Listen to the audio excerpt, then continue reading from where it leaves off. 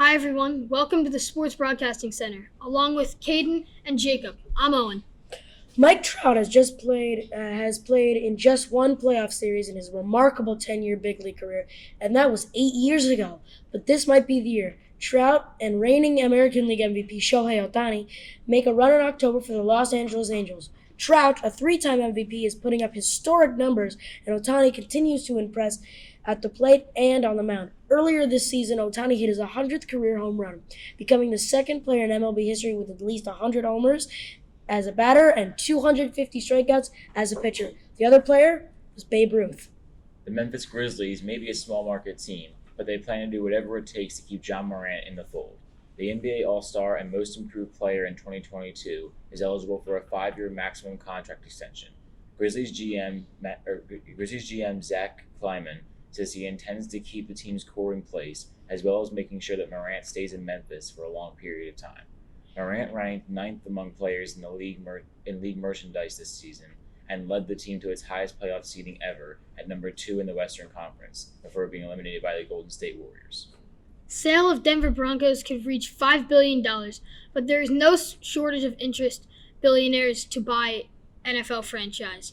Team president Joe Ellis says new owners' number one priority is building the new $2 billion Dome Stadium, along that, the Broncos could host their first Super Bowl. Chelsea, the Premier League soccer team, sold for $3.1 billion in May, the most ever paid for a team in any sport.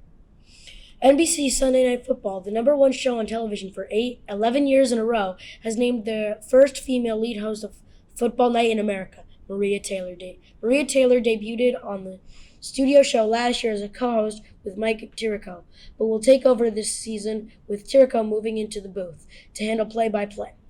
Taylor joined NBC Sports last year after failing to work out a contract with ESPN. The NFL kicks off the 2022 season on NBC September 8th, with the defending Super Bowl champion Rams host the Buffalo Bills. We are just months away from the World Cup in Qatar.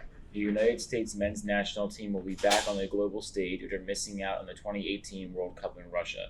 The U.S. faces England in its opening match. The two nations have formed quite a rivalry over the years. In 1950, the United States pulled off one of the greatest upsets in World Cup history, winning 1-0 over the heavily favored Brits. Only 4 Americans returned from the disappointing 2018 team season, including Chelsea star forward Christian Pulisic. This will be the 11th time the U.S. men's national team has qualified for the World Cup, with its best finish coming in 1930 in the semifinals. The college football season is fast approaching, but the Southeastern Conference is looking ahead to 2025 when Oklahoma and Texas join the SEC, making it a new 16-team super conference. The SEC has a goal of visiting every school in the next 4 years. Meanwhile, the Big Ten has plans to reshape scheduling alignment and championship, arranging in the beginning of 2023. The Big Ten is discussing elimination of divisions and staging football title between top 2 teams in their 14-team conference. That's it for a busy day in sports. For my co-anchors, Owen and Caden, I'm Jacob. Thanks for watching Sports Broadcasting Center.